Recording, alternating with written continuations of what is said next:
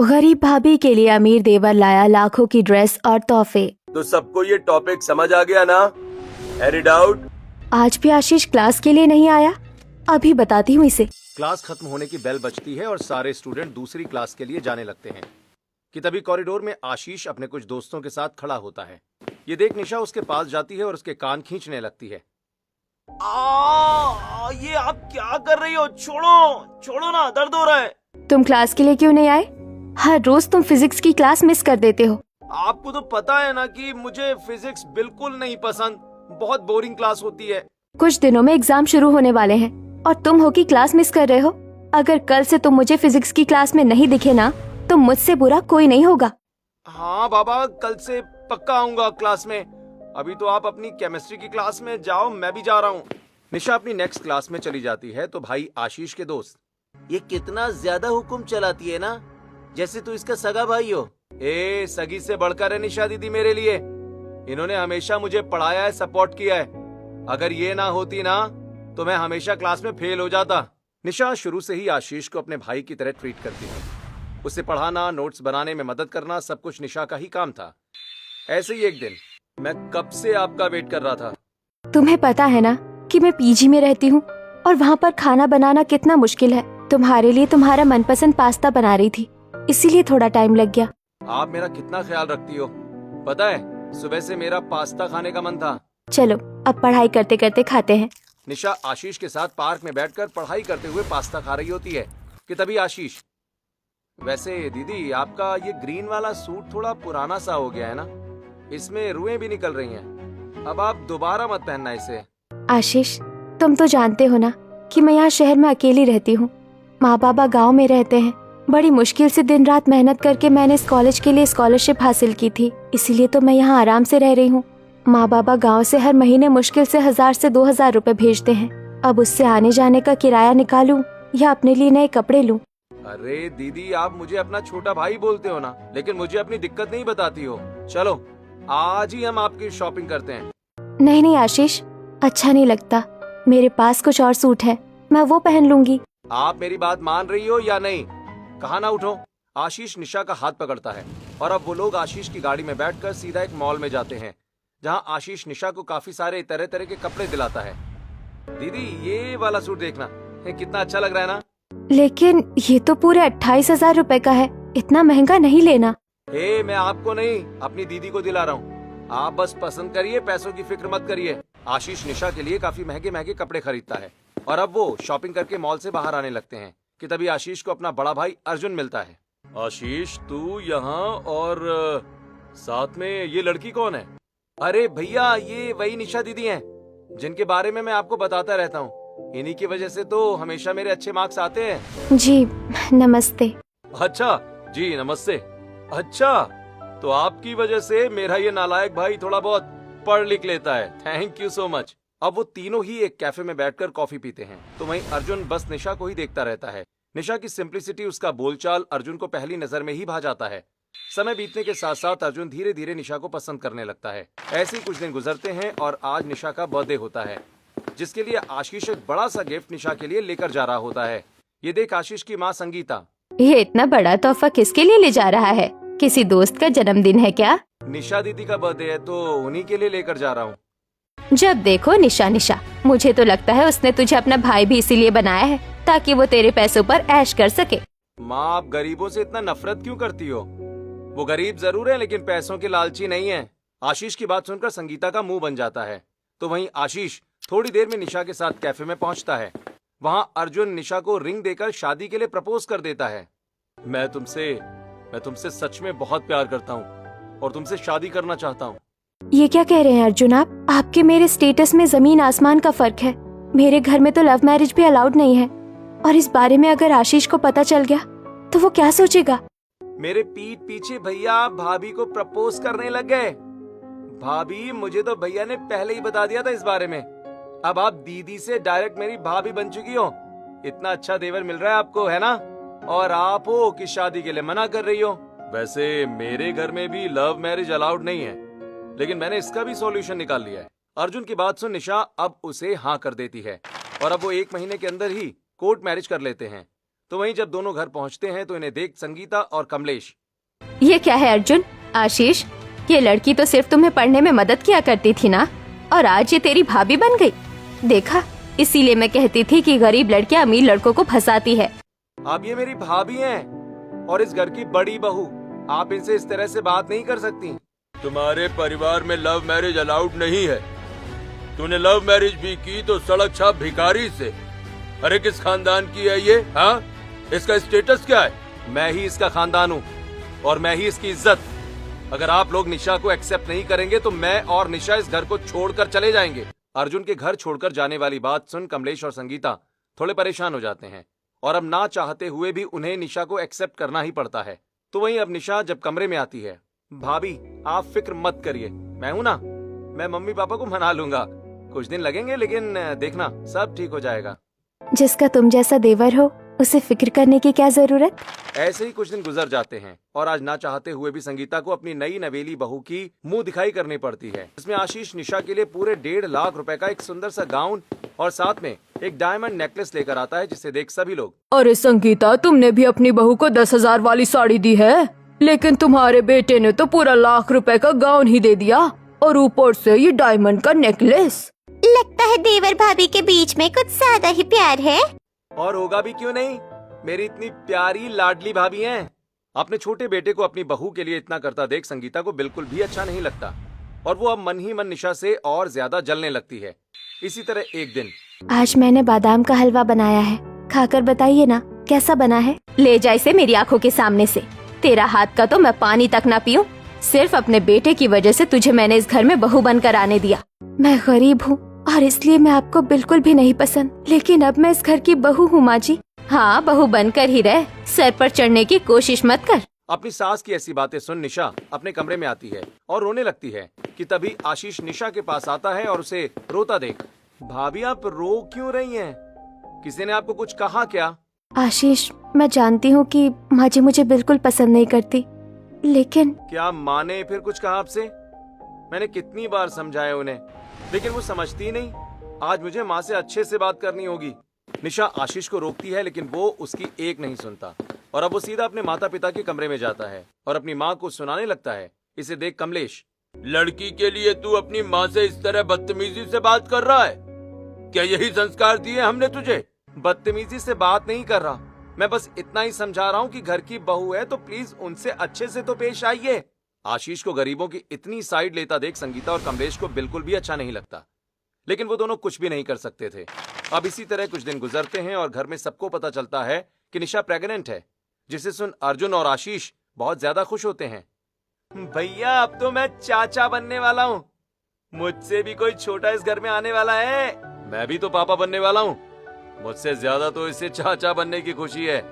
ओए चिंता मत कर, तुझसे ही बच्चे की सारी डायपर बदलवाऊंगा मैं। अर्जुन की ऐसी बातें सुन निशा हंसने लगती है और अब इसी तरह निशा की प्रेगनेंसी के मंथ धीरे धीरे बढ़ने लगते हैं। लेकिन इस समय भी संगीता कमलेश का बर्ताव नहीं बदलता। समय गुजरता है और निशा एक सुंदर से बेटे को जन्म देती है, जिसकी खुशी में आशीष पूरे घर को तरह तरह के गिफ्ट से भर देता है। और ये देख निशा, तुमने इतना सब कुछ किया, इन सब की क्या जरूरत थी? अरे ऐसे कैसे जरूरी नहीं थी, मेरा भतीजा आया है और ये तो कुछ भी नहीं भाभी, अभी तो मैंने आपके और बाबू के लिए ना और भी कई सारी चीजें मंगवाई हैं। भाई जितना मैंने सोचा था आशीष तो उससे ज्यादा तुम्हारा ख्याल रखता है। अगर कभी मैं ना रहूं तो आशीष तुम्हारा ख्याल रखने में जरा भी कमी नहीं करेगा। अब इसी तरह 6 से 7 महीने गुजर जाते हैं और आज आशीष अपने आगे की पढ़ाई के लिए लंदन जा रहा होता है। मैं आप सभी को बहुत याद करूंगा और खासकर मेरे इस छोटे से शैतान को। भाभी आप अपना ख्याल रखना। हाँ, जब मैं वहाँ से आऊंगा ना तो आपके और इस छोटे से शैतान के लिए ढेर सारे सामान लेकर आऊंगा। तुम वहाँ पर 4 साल के लिए जा रहे हो, मन लगाकर पढ़ाई करना, आवारागर्दी मत करने लग जाना, क्योंकि वहाँ मैं नहीं रहूंगी तुम्हारे कान खींचने के लिए। अरे मेल मिलाप हो गया हो तो चले, या और कुछ बाकी रह गया है अभी? कमलेश और अर्जुन आशीष के साथ एयरपोर्ट जाते हैं और इसी तरह कुछ महीने गुजर जाते हैं। निशा का बेटा भी अब 1.5 साल का हो चुका था। निशा अपने सास ससुर के मनमुटाव के बावजूद भी उनका ख्याल रख रही थी। अब मैं इस लड़की को और बर्दाश्त नहीं कर सकती। आशीष तो चला गया है, जो हमेशा इसके साथ रहता था। अब हम इसे घर से निकाल सकते हैं। अरे जाने दो, शादी को इतना समय हो चुका है, तुम्हारा पोता भी आ गया है अब तो। जब छोटे की शादी होगी ना तब ले आना अपने पसंद की बहू। अगर छोटा भी इसकी तरह गरीब लड़की से शादी कर ले तो वो बड़े से ज्यादा दिलदार है। अब मुझे ही कुछ सोचना पड़ेगा। समय गुजर जाता है और निशा को पता चलता है कि वो फिर से प्रेग्नेंट है। ये खबर निशा अर्जुन को देने वाली होती है। दोपहर का वक्त होता है। निशा कमरे में बैठ कपड़े तह कर रही होती है कि तभी योगेश नाम का एक लड़का निशा के कमरे में घुस आता है, जिसे देख। कौन हो तुम और मेरे कमरे में क्या कर रहे हो? माँ जी, पापा जी, कहाँ हैं आप लोग? अरे जाने मन, क्यों चिल्ला रही हो? भूल गई क्या अपने पुराने आशिक को?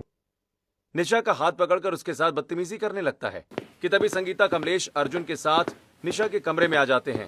आप आ गए। पता नहीं ये लड़का कौन है, मेरे साथ बदतमीजी कर रहा था। मैं कहती थी ना कि तेरी बीवी का किसी के साथ चक्कर चल रहा है। देख, आज तो तूने खुद अपनी आंखों से देख लिया इसे। ये क्या कह रही है? ऐसा नहीं अर्जुन, मुझ पर झूठे इल्जाम लगाए जा रहे हैं। मैं इस लड़के को नहीं जानती। अरे पति के आगे पलटने लग गई। अरे साहब, ये मेरी गर्लफ्रेंड है और हमारा इसकी शादी के बाद भी अफेयर चल रहा था। मैं तो बस इससे मिलने ही आया हूँ।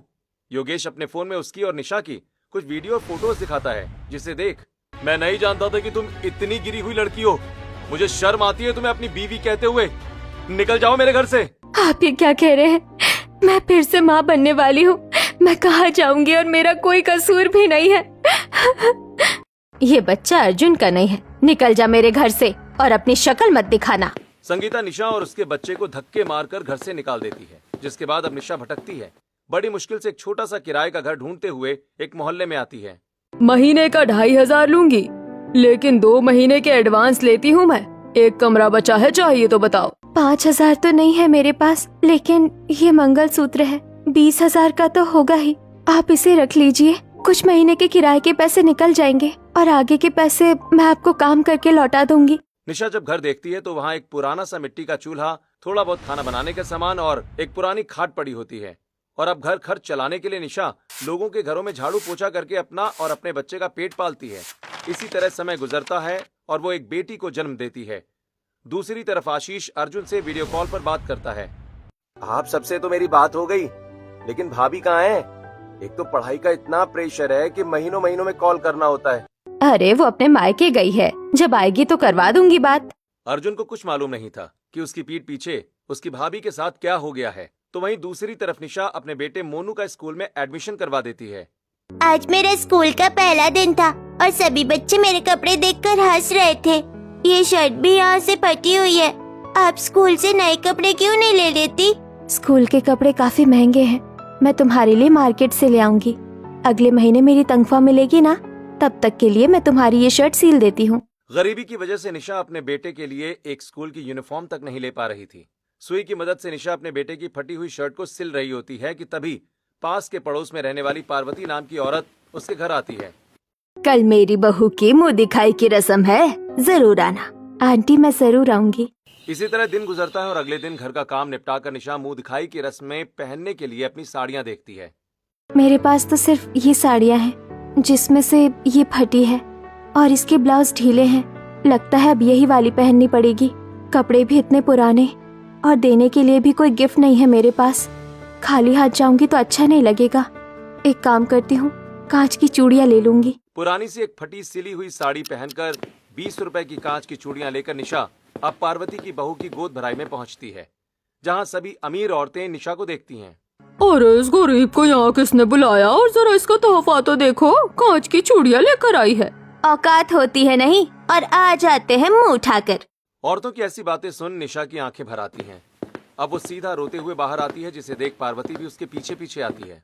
रुक जा बेटा, तू लोगों की बातों पर क्यों ध्यान दे रही है? मैं जानती हूँ तेरे हालात इस वक्त कैसे हैं। तू क्यों ये सब बर्दाश्त कर रही है?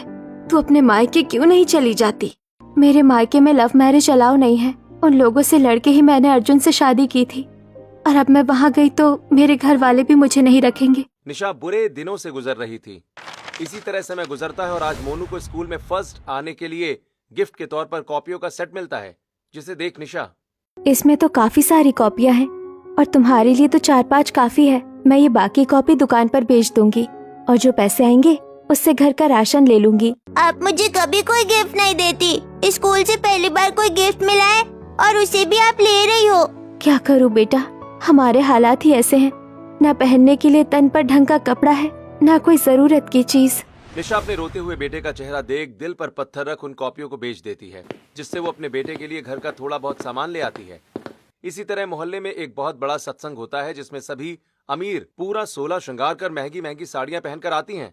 वहीं दूसरी तरफ निशा एक सिंपल पुरानी साड़ी पहनकर खाली हाथ सत्संग में आ जाती है, जिसे देख फिर से कुछ मोहल्ले की अमीर घमंडी औरतें, अरे जरा देखो इसे, फिर से मुंह उठाकर ये पुराने घिसे पिटे कपड़े पहनकर आ गई। अरे इससे अच्छे कपड़े तो मेरे घर की नौकरानी पहन लेती है। तुम लोग कभी अपना मुंह बंद नहीं कर सकते क्या? अरे जिसके पास जितना है वो उतना ही तो करेगा। तुम तो इसका साइड लोगी ही। तुम्हारी पड़ोसन जो है, अगर मुझे पता होता कि ऐसे ऐसे गरीब सत्संग में आ रहे हैं तो मैं तो कभी नहीं आती। निशा ने जो कभी अपने सपने में भी नहीं सोचा था, वो सब अब उसके साथ हो रहा था। तो वहीं दूसरी तरफ निशा की ससुराल में, इस लड़की को तो देख, कितनी सुंदर है और अमीर घराने से भी है। हाँ बोल दे बेटा, कब तक इस तरह कुंवारा बैठा रहेगा?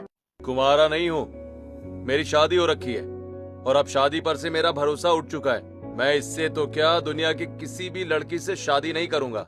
अर्जुन गुस्से में चला जाता है, जिसे देख कमलेश, बस देख लिया तुमने, अरे नहीं करेगा वो शादी। अच्छा खासा अपनी बीवी के साथ खुश था, लेकिन तुमने उस दिन वो नाटक करके सब कुछ बर्बाद कर दिया। जैसे तो सब मैंने ही किया था, भूलिए मत, वो लड़का भी आप ही ढूंढ कर लाए थे। कुछ समय पहले जो निशा के साथ हादसा हुआ था, उस हादसे के पीछे कमलेश और संगीता दोनों का हाथ था। उसके बारे में अभी तक कोई भी वाकिफ नहीं था। अब इसी तरह कुछ दिन और गुजर जाते हैं। मोनू गली में बच्चों के साथ खेल रहा होता है कि तभी भागते भागते वो गिर जाता है, जिससे उसकी पैंट घुटनों से फट जाती है। ये देख सभी बच्चे उस पर हंसने लगते हैं। देखो देखो, इसकी फटी हुई पैंट फिर से फट गई। अब मोनू तू क्या पहनेगा? तेरे पास तो सिर्फ यही पैंट है। तुम लोग बहुत बुरे हो, सब हंस रहे हो ना मुझ पर। मैं तुमसे कभी बात नहीं करूँगा। मोनू रोते हुए सीधा अब घर में आ जाता है। तो वहीं निशा जो काम से घर लौट रही होती है, वो ये सब देख लेती है। गुड़िया के पास भी सिर्फ 2 ही फ्रॉक है। कल जैसे ही पैसे मिलेंगे सबसे पहले उनके लिए कपड़े लेकर आऊंगी। निशा को जैसे ही अगले दिन पैसे मिलते हैं, वो सीधा एक सस्ते कपड़ों के बाजार में जाती है। भैया ये 2 शर्ट, ये वाली पैंट और ये 2 बेबी फ्रॉक पैक कर दीजिए। और कितने हुए? हर कपड़ा 50 रुपए का है, तो आपका टोटल 300 रुपए हुआ। भैया थोड़ा कम कर लीजिए ना आपकी ना मेरी। 200 रुपए ठीक है? मैडम 50 रुपए में कपड़ा दे रहा हूँ तो भी आपको ज्यादा लग रहा है, हाँ? लेना है लीजिए, वरना रहने दीजिए। निशा अब उस कपड़े वाले को 300 रुपए दे देती है और जब वो कपड़े लाकर अपने बच्चों को पहनाती है तो मेरी गुड़िया रानी कितनी खुश हो रही है नई फ्रॉक पहनकर। मुझे पता था कि तुझे ये जरूर पसंद आएगा। लेकिन माँ, मुझे ये कपड़े नहीं पसंद आए। देखिए ना कितने पुराने से लग रहे हैं और इसमें तो हल्की हल्की बदबू भी आ रही है। अरे बेटा वो मार्केट से लिए थे ना, तो धूल वगैरह उड़ती रहती है, तो उसी की बदबू होगी। निशा अब अपने बेटे को क्या ही बताती। इसी तरह अब दिन गुजरने लगते हैं। हर रोज की तरह निशा अपनी गोद की बेटी को पड़ोसन के घर छोड़कर काम पर जाती है। और आज निशा जब फटी हुई साड़ी में अपनी मालकिन के घर के काम कर रही होती है, तभी मालिक की बुरी नजर निशा पर पड़ती है, जिसे निशा समझ जाती है। और अब घर आकर, अगर आज आशीष होता तो कितना अच्छा होता ना। मालिक मुझे कितनी गलत नजर से देख रहे थे, मुझे आज भी याद है वो दिन। जब निशा आशीष के साथ कॉलेज में पढ़ा करती थी, तो एक बार बेंच में अटक कर निशा का सूट साइड से फट जाता है, जिसे सभी लोग घूर कर देख रहे होते हैं। ये देख आशीष, तुम लोगों को कुछ और काम नहीं है क्या? हाँ, जरा सी लड़की के कपड़े इधर उधर क्या हुए? तुम लोगों की बुरी नजरें शुरू हो गईं। आशीष निशा को दुकान पर ले जाता है, जहां वो नए कपड़े दिला देता है। उन दिनों को याद करते हुए निशा की आंखें भर आती हैं। ऐसे ही समय गुजरता है। निशा आज अपनी गुड़िया को खिला रही होती है, तो देखती है कि उसकी बेटी के पास एक ही खिलौना है जो टूटा हुआ है। ये देख निशा, माँ अपने बच्चों को इतने तोहफा लाकर देती है, लेकिन मैं अपने बच्चों के लिए कुछ भी नहीं कर पा रही। ऐसे ही समय गुजर जाता है। निशा मंडी में कुछ सब्जियां लेने के लिए आई होती है कि तभी उसे अर्जुन अपनी गाड़ी से जाता हुआ दिखाई पड़ता है। ये देख निशा, मुझे ऐसी हालत में देखेंगे तो वो समझ जाएंगे कि मैं बेकसूर थी। निशा अर्जुन की गाड़ी के पीछे भागने लगती है, लेकिन अर्जुन निशा को नहीं देख पाता, जिससे निशा काफी दुखी हो जाती है। तो वहीं हफ्ते भर के अंदर मोनू का जन्मदिन आने वाला होता है। मेरा जन्मदिन आने वाला है, आप तोहफा दोगी ना और नए कपड़े भी दिलाओगे ना? मोनू की बातें सुन निशा का दिल भर आता है। और अब वो लोगों के घरों में काम करने के साथ साथ बोरे ढोने का काम भी कर लेती है। ये बोरा तो कुछ ज्यादा ही भारी है, लेकिन उठाना पड़ेगा, तभी तो मैं अपने बच्चों के लिए कोई तोहफा ले पाऊंगी। निशा काफी मेहनत करती है और जल्दी पैसे जोड़कर अपने बेटे के लिए नए कपड़े और तोहफे लेती है। और मोनू अपनी माँ के हाथों से दिए हुए उन तोहफों और कपड़ों को देखने के साथ साथ अपनी माँ के उन फटे हाथों को भी देखता है। आपके हाथों में कितनी चोट लगी है। आपने बहुत मेहनत करी है ना। सॉरी माँ, मुझे पता नहीं था कि मेरी वजह से आपको इतना दर्द होगा।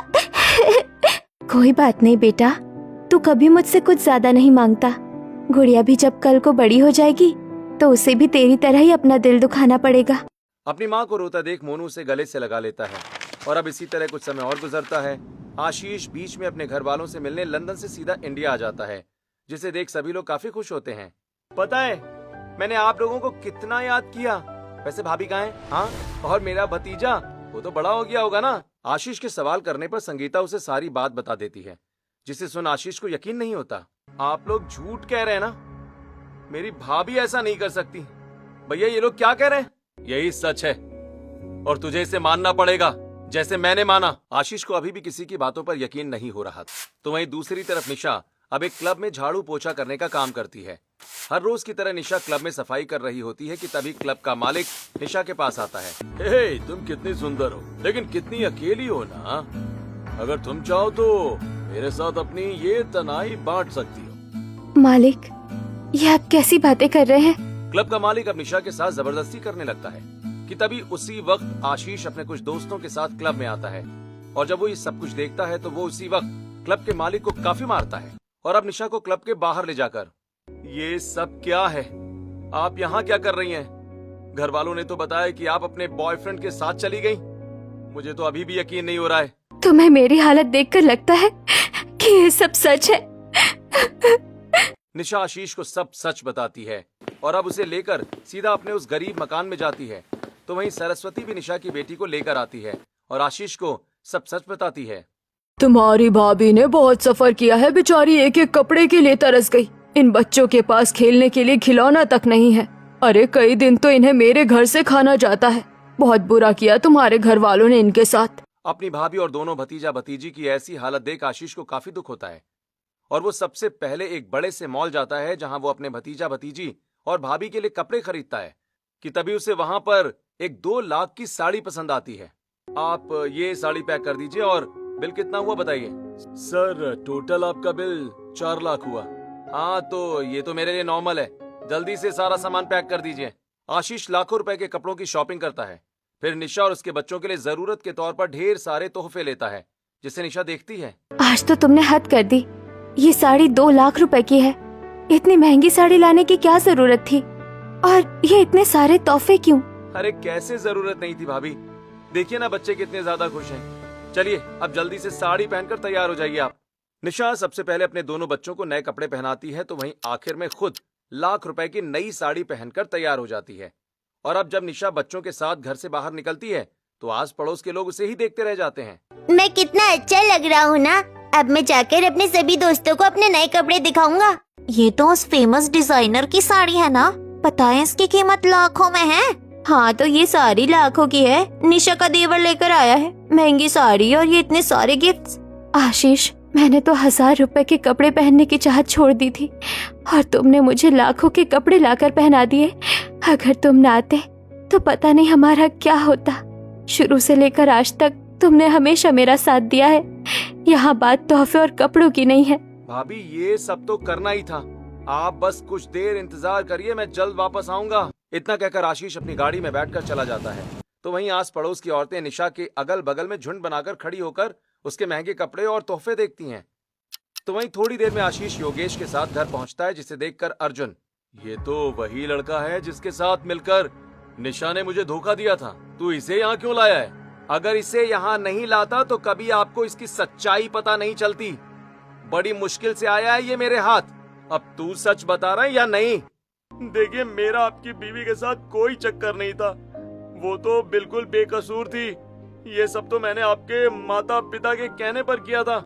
योगेश अर्जुन को सारी सच्चाई बता देता है कि कैसे उसके माता पिता ने योगेश को पैसे देकर ये सब करने को कहा था। तो वहीं अर्जुन के सामने अब सारी सच्चाई आ जाती है। कभी सोचा भी नहीं था कि आप ऐसी गिरी हुई हरकत करेंगे। शर्म आती है मुझे आप लोगों को अपना माँ बाप कहते हुए। जा रहा हूँ मैं यहाँ से। तू उस गरीब लड़की के लिए अपने माँ बाप को छोड़ेगा? हाँ, वो भी हमेशा हमेशा के लिए। पता नहीं निशा ने कितना सब कुछ सहा होगा मेरे बिना। अब अर्जुन सामान पैक करता है और घर छोड़कर जाने लगता है कि तभी आशीष भी अर्जुन के पीछे पीछे चल देता है, जिसे देख कमलेश, तू भी हमें छोड़कर जा रहा है? जो आप लोगों ने किया है ना, उसकी यही सजा है। दोनों भाई अपना घर छोड़कर अब निशा के पास चले जाते हैं। तो वहीं कमलेश, हमारे दोनों बेटे चले गए, अब रहो इस घर में अकेले। अपने दोनों बेटों को घर छोड़ता देख संगीता काफी पछता रही होती है। तो वहीं अर्जुन हाथ जोड़कर निशा से माफी मांगता है। मुझे तो तुम्हारे पैरों में गिरकर माफी मांगनी चाहिए, मुझे माफ कर दो। पता नहीं मैंने कैसे तुम पर भरोसा नहीं किया। इसमें आपकी कोई गलती नहीं है। उस वक्त सारे सबूत मेरे खिलाफ थे, लेकिन मेरा दिल कहता था कि एक दिन सब ठीक हो जाएगा। ये तो सीरियल वाला ड्रामा हो गया भाई, मुझे कोई सीरियल नहीं देखना। मैं तुम्हारा एहसान कैसे चुकाऊंगी? तुमने हर मोड़ पर मेरा साथ दिया है। कपड़े मेरे फटे होते थे और इज्जत तुम्हारी कम होती थी। एक भाई बनकर, एक देवर बनकर तुमने काफी कुछ किया है मेरे लिए। निशा आंखों में आंसू लिए आशीष के गले लग जाती है, जिसके बाद अब वो सभी एक साथ हंसी खुशी रहते हैं।